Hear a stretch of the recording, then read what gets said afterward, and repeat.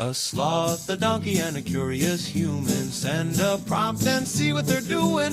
One hits record with a question on his mind. Two brothers pick it up, see what they find. Corn takes his time, Herman's got the facts. Back and forth, they never hold back. My weird prompts, come on in, that's where we begin. My weird prompts, glad you're here.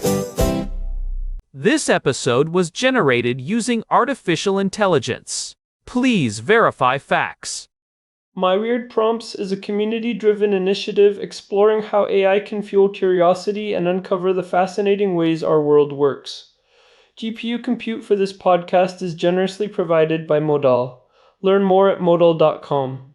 Hey everyone, welcome back to My Weird Prompts. I am Corn, and I am joined as always by my brother, Herman Poppleberry, here and ready to dive in. We have a heavy one today, Corn. Our housemate Daniel sent us a prompt that really gets into the weeds of the current regional shakeup. It is something we have been talking about around the dinner table quite a bit lately, especially given how much the world changed just a couple of weeks ago. We are sitting here on March 12, 2026, and the air still feels heavy with the aftershocks of what happened in February. Yeah, we are looking at what people are calling the MBS Paradox. It is this bizarre, high-stakes tightrope walk that Saudi Arabia is performing right now. On one hand, you have the private reality of Riyadh lobbying for massive military action against Iran, and on the other, you have the public face of the kingdom demanding a Palestinian state and freezing all talk of normalization with Israel. It is a total split-screen reality. It really is the defining geopolitical contradiction of 2026. We are less than 2 weeks after the world-altering events of February 28th, and the dust hasn't even begun to settle. If you missed the headlines, that was the day the United States and Israel launched those massive airstrikes that resulted in the death of Iran's supreme leader, Ali Khamenei. It was a moment that felt like the end of an era and the terrifying beginning of a new one, all at the same time. It was a massive inflection point. And what makes it so fascinating for our discussion today is that we now know, through various leaks and diplomatic reporting, that Mohammed bin Salman, MBS, was privately pushing the Trump administration to take that shot. He wanted the head of the snake removed. But then, the moment it happened and Iran retaliated against Saudi oil infrastructure, the public rhetoric from Riyadh shifted into this very cold, very distant stance toward Israel. In one room, they are sharing intelligence and strategic goals with Jerusalem and Washington, and in the other room, they are telling the press that normalization is absolutely off the table unless there is a Palestinian state based on the 1967 borders with East Jerusalem as its capital. It is a strategy of maximum ambiguity, and today we are going to pull apart the layers of this paradox. We will look at why the February strikes didn't lead to a grand peace deal like some expected, why the Saudi public is more hostile to Israel than ever, and how Riyadh is hedging its bets by looking toward Turkey and Pakistan instead of just relying on the West. There is so much to get through. I want to start with that gap between the private and the public. We have to define this covert public gap because it seems like the old rules of the Abraham Accords just don't apply anymore. Herman, you have been looking at the reports from the Institute for National Security Studies. What is the actual state of engagement between Israel and Saudi Arabia right now, behind the closed doors? Well, Corn, it is essentially a full-blown military and intelligence partnership in everything but name. The February 28th strikes weren't just a surprise to the Saudis, they were a coordinated expectation. For years, the kingdom has felt the shadow of Iran's missile and drone programs. They saw what happened in 2019 with the Abqaiq-Kharis attacks, and they realized that they couldn't defend themselves alone. So, the cooperation with Israel on early warning systems, missile defense integration, and even maritime security in the Red Sea has become incredibly deep. We are talking about shared radar feeds and real-time data links that allow Saudi interceptors to talk to Israeli tracking stations. It is a level of technical integration that you usually only see between formal treaty allies. But that cooperation is invisible to the average person in Riyadh or Jeddah. If you are walking down the street in the kingdom, you aren't seeing Israeli flags or joint press conferences. Completely invisible. And that is by design. The reality is that the Saudi leadership views Israel as a necessary technological and military bulwark against Iran, but they also know that the Saudi public has a very different view. There was a recent poll mentioned in the brief Daniel sent over showing that 99% of Saudi respondents view normalization as a negative step. 99%. You don't ignore a number like that even in an absolute monarchy. It is a staggering statistic that refutes the idea that the Arab street has just moved on from the Palestinian issue. That number really stops you in your tracks. It makes you wonder if the era of the Abraham Accords, which we talked about way back in episode 928, is actually over, or if it has just evolved into something much more cynical and transactional. Back then, we were talking about peace for prosperity, but this feels like peace for survival, and only in the shadows. That is a great way to put it. The Abraham Accords model was built on the idea of a plug-and-play peace deal. You sign the paper, you open the embassies, and the tourists start flying back and forth. But Saudi Arabia is a civilizational state. It carries the weight of the entire Sunni world on its shoulders. You can't just plug the Emirati model into Riyadh. For the Saudis, normalization isn't just a trade deal, it is a theological and historical event. And that brings us to the February 28th inflection point. When Khamenei was killed, there was this brief window where people thought, okay, the old guard of the resistance is crumbling, maybe this is the moment for a new regional order. But then Iran hit back. They didn't just hit military targets, they went after the lifeblood of the Saudi economy. They hit the oil fields again, and they did it with a precision that showed they still have teeth, even without their supreme leader. And that changed the calculus for MBS. Suddenly, the cost of being a covert ally of Israel became very, very tangible and very expensive. It wasn't just a theoretical risk anymore, it was black smoke rising over the refineries. Precisely. It is one thing to share intelligence when it keeps you safe. It is another thing entirely when your primary source of national wealth is being set on fire because you are seen as complicit in an American-Israeli operation.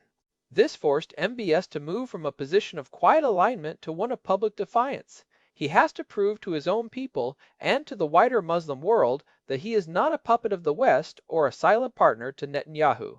This is where the Palestinian precondition comes in. It is not just a talking point, it is a diplomatic shield. He says, no normalization without a state. That allows him to maintain the security cooperation in the dark while appearing as the champion of Arab rights in the light. Is that a genuine policy shift, though? Or is it just a way to keep the public from revolting while he waits for the Iranian threat to diminish further? I think it is both, and that is what makes it so complex. MBS is a pragmatist. He wants the Vision 2030 projects to succeed. He wants the Neom city to be a global hub. He knows that regional instability is the enemy of investment. But he also realizes that he cannot lead the Islamic world if he abandons the Palestinians while Israel is still engaged in intense military operations. Remember, we are still seeing a very fragile situation in Gaza. Even though there was a ceasefire in January of 2025, it has been violated constantly. The humanitarian situation is still a daily feature on every news screen in the Middle East. And Saudi Arabia's absence from the Cairo verification mechanism is a huge signal there, isn't it? For those who don't know, the Cairo mechanism was set up to monitor that January 2025 ceasefire and handle the transition of governance in Gaza. Egypt is there, Jordan is involved, even some of the Gulf states have observers. But Saudi Arabia stayed out. Why? Because being part of that mechanism means taking responsibility for the day-to-day management of a post-war Gaza that is still incredibly volatile. If they are in Cairo, they are seen as Israel's subcontractors. They would be the ones having to police the ruins and manage the anger of the population. By staying out, they maintain their clean hands and can continue to demand a full sovereign state as the only price for their involvement. It is a brilliant, if frustrating, bit of maneuvering. They want the result, a stable Gaza and a neutered Iran, but they refuse to pay the political price of helping to build it until they get their grand prize of a Palestinian state. It feels like a total strategic deadlock. But, Herman, let's talk about the Trump factor here. Because we have Steve Witkoff, the United States envoy, and President Trump himself basically saying that a deal is imminent. Trump has claimed multiple times that MBS is ready to go, that the Palestinian issue isn't the deal breaker the media says it is. He talks about it like it is just another real estate negotiation. Who are we supposed to believe? This is where the friction gets really interesting. You have this massive disconnect between the American administration's optimism and the Saudi reality on the ground. Trump is looking for a massive foreign policy win, another Abraham Accord, but on a much larger scale. He views MBS as a fellow dealmaker, and in private, MBS probably does talk to them in those terms. He probably says, look, I want this deal, I want the security guarantee from the United States, I want the civilian nuclear program. But then he looks at the polling data. He looks at that 99% figure. He is looking at the internal security reports from his own intelligence services. He knows that the legitimacy of the House of Saud is tied to its role as the custodian of the two holy mosques. If he signs a deal with Israel while the Al-Aqsa Mosque is a flashpoint and while there is no path to Palestinian sovereignty, he risks a domestic backlash that could destabilize the entire kingdom. So, when Trump says a deal is close, he is probably right about the leader's personal inclination, but he is completely wrong about the political feasibility. It is the classic mistake of thinking that a leader in an absolute monarchy can just ignore public sentiment. In reality, they have to be even more sensitive to it because they don't have the safety valve of an election. And that pressure is why we are seeing the pivot to Turkey and Pakistan. This is a part of the story that I think a lot of Western media is missing because they are so focused on the Israel-Saudi-US triangle. If you look at the defense agreements signed in the last 6 months, Saudi Arabia is diversifying like crazy. They are moving away from the idea that the United States and Israel are their only security options. Let's dive into that. Why Turkey? Historically, MBS and Erdogan have had a very rocky relationship, to say the least. I mean, we all remember the tension over the last decade. They have, but pragmatism is winning out over old grudges. Turkey has a massive defense industry now. Their drone technology is battle-proven in places like Libya and Nagorno-Karabakh, and frankly, it is cheaper and more accessible than American tech in many ways. More importantly, Turkey is a Sunni power. Aligning with Turkey doesn't carry the same domestic political stink that aligning with Israel does. When MBS signs a defense pact with Ankara, he can frame it as Islamic solidarity and regional autonomy. He is building a coalition of necessity that includes Qatar and Turkey, which is a huge shift from the old days of the blockade against Qatar. It is like he's building a secondary layer of protection. Layer 1 is the covert intelligence from Israel and the United States. Layer 2 is a more public, more culturally acceptable alliance with other regional Muslim powers. It makes the kingdom less vulnerable to the charge that they have sold out to the West. And then there is Pakistan. What is the play there? Pakistan is the nuclear backstop. Saudi Arabia has funded the Pakistani defense budget for decades, and there has always been this unspoken understanding that if Saudi Arabia ever faced an existential nuclear threat from Iran, Pakistan would provide the umbrella. By deepening ties with Islamabad now, MBS is sending a message to Washington: if you won't give us a formal defense treaty because of congressional opposition or because we won't normalize with Israel, we have other ways to ensure our survival. It is a very sophisticated way of saying, I have options. It also feels like a move away from the Abraham Accords model entirely. We talked about this in episode 1132 when we were looking at the new order in Syria. The Abraham Accords were built on the idea of peace for peace, or peace for prosperity. But Saudi Arabia is a different animal than the United Arab Emirates or Bahrain. The UAE is a smaller, highly efficient state that can pivot its foreign policy very quickly because it doesn't have the same kind of massive, diverse domestic population or the same religious responsibility. It really is. You can't just plug and play the UAE model into Riyadh. For the Saudis, the religious significance of the king makes his signature on a document with an Israeli prime minister 1,000 times more consequential than the Emirati signature. And let's look at the Iranian retaliation again, because I think we need to emphasize how much that scared the Saudi leadership. When those missiles hit the oil facilities after the February 28th strikes, the message from Tehran was clear: if you help them kill our leaders, we will kill your economy. The Saudis realized that the United States, even under Trump, wasn't going to start World War III to protect a few oil refineries. They were on their own when the bill came due for that covert cooperation. So, the MBS Paradox is actually a survival strategy. He is being an Iran hawk in private because he needs Iran's regional influence to be destroyed. But he is being an Israel critic in public because he needs to protect himself from both Iranian missiles and his own people's anger. It is a strategy of maximum ambiguity. He wants the benefits of the Israeli alliance, the tech, the intelligence, the shared enemy, without any of the costs. But Herman, how long can that last? Israel is getting tired of the arrangement. From the Israeli perspective, they are taking all the risks, doing the heavy lifting in Iran, and they aren't getting the diplomatic recognition they feel they've earned. It creates a lot of resentment in Jerusalem. There is a sense of, we just took out your biggest nightmare, and you're still calling us an apartheid state in the United Nations? That resentment is why you see the Israeli government being so stubborn on the Palestinian issue. They feel like they have already proven their value. They don't think they should have to buy Saudi recognition with land or sovereignty when they are already providing the security that keeps the Saudi regime alive. So we are at an impasse, a total strategic deadlock. So, if you are a listener trying to make sense of the headlines for the rest of 2026, what should you be watching? We need some practical takeaways here because this feels like a lot of high-level chess. What are the tells that this paradox is shifting? There are three things I would keep a very close eye on. First is the Saudi-Turkish defense ties. If we see Riyadh purchasing high-end missile defense systems or entering into co-production agreements with Ankara, that tells you they are seriously moving toward regional autonomy and away from the US-Israel axis. It means they are preparing for a world where they can't rely on the West to protect them from Iran. Watch for news about the Kayan fighter jet or new drone factories being built in Saudi Arabia. Okay, that is one.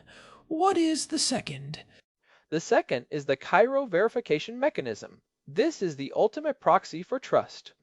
If Saudi Arabia suddenly decides to send observers, or more importantly, money to that mission in Gaza, it means a deal has been struck behind the scenes regarding the future of the Palestinian territories.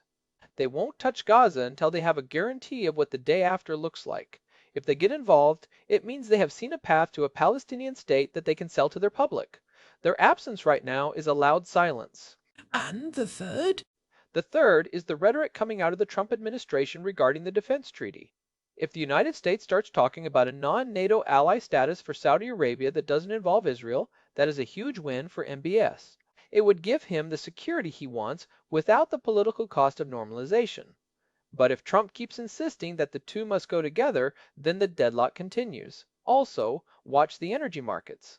Every time there is a move toward Israel, expect a response from the Iranian axis against Saudi infrastructure. We are in a cycle where diplomatic progress triggers physical retaliation. This security tax on oil is going to be part of the landscape for a long time. That is a great point. The covert public gap is the new normal.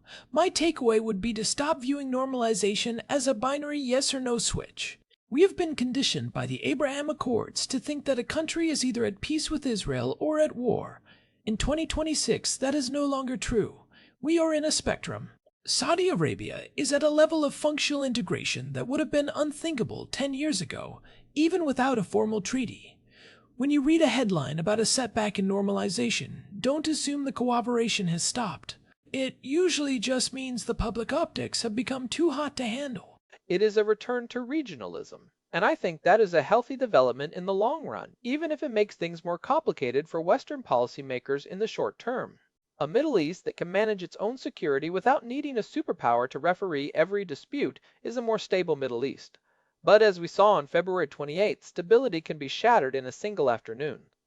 The death of a supreme leader changes everything and nothing at the same time.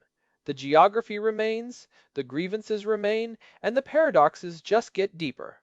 It is interesting how much the Palestinian question has returned to the center of the board. For a few years there, especially after the Abraham Accords in 2020, people were saying the Palestinian issue had been decoupled from regional peace. It was a sideshow. But here we are in March of 2026, and it is the primary obstacle again. It never really went away, did it? It just went dormant. The war that began in 2023 and the regional escalation we have seen over the last year have revitalized it. It has become a symbol of broader grievances. For the Saudi public, the Palestinian cause isn't just about borders. It is about dignity, it is about the holy sites, and it is about resisting what they see as a Western-imposed order. MBS knows he can't just wish that sentiment away with a few high-tech city projects. He is trying to drag his country into the future, but the ghosts of the past are very much alive in the present. And those ghosts have missiles now. That is the terrifying reality of the post-February 28th world. Iran might be wounded. Their leadership might be in chaos after Khamenei's death, but their proxies and their missile capabilities are still there. The axis of resistance is more like a wounded animal now, and that makes them even more dangerous for a neighbor like Saudi Arabia. So, the coalition of necessity is likely to stay covert for the foreseeable future. We shouldn't expect a grand ceremony on the White House lawn anytime soon. I would be very surprised if we saw one this year. What we will see instead is more gray zone cooperation, more joint exercises that aren't officially announced, more intelligence sharing through third parties.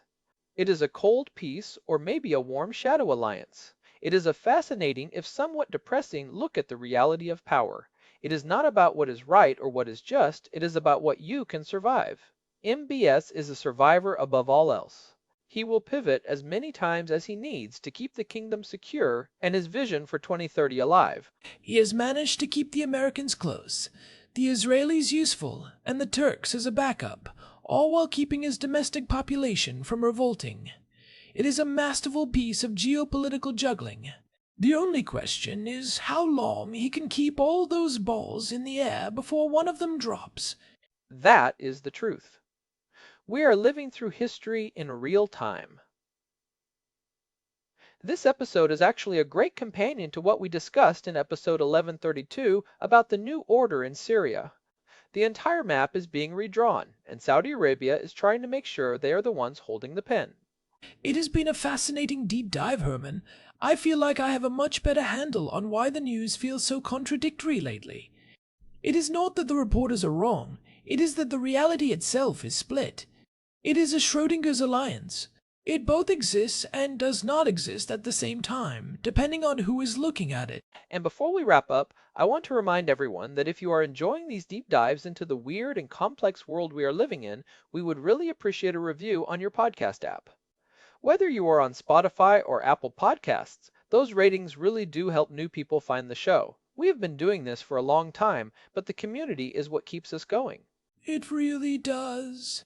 And if you want to find our full archive, including the episodes we mentioned today, like episode 928 on the Abraham Accords, or episode 1011 on Israel's security paradox, head over to myweirdprompts.com.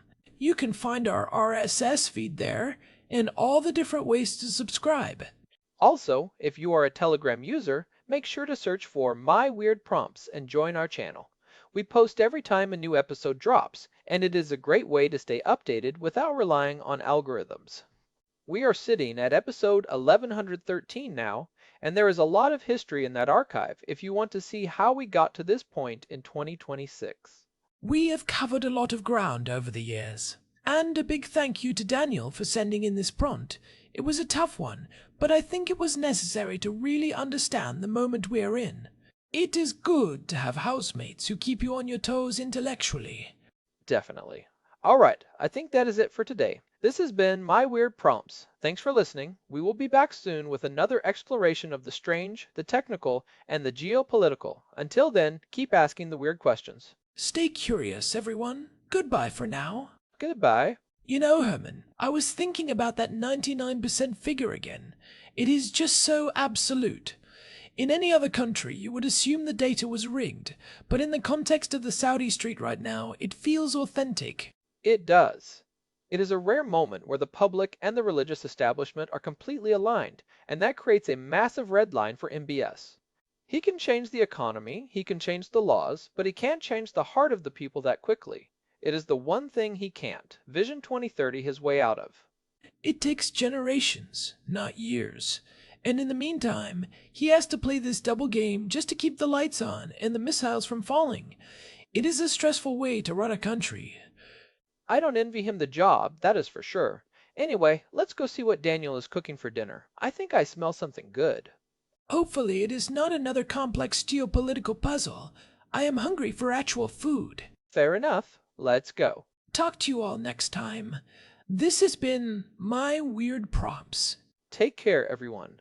I'm serious about the review, by the way. It really helps. It does. All right, truly signing off now. See ya. This episode was generated using Gemini Flash 3. Text-to-speech engine was Chatterbox. Thanks for listening to our show, my weird prompts, where our thoughts go from slow takes to facts on cue. We change and follow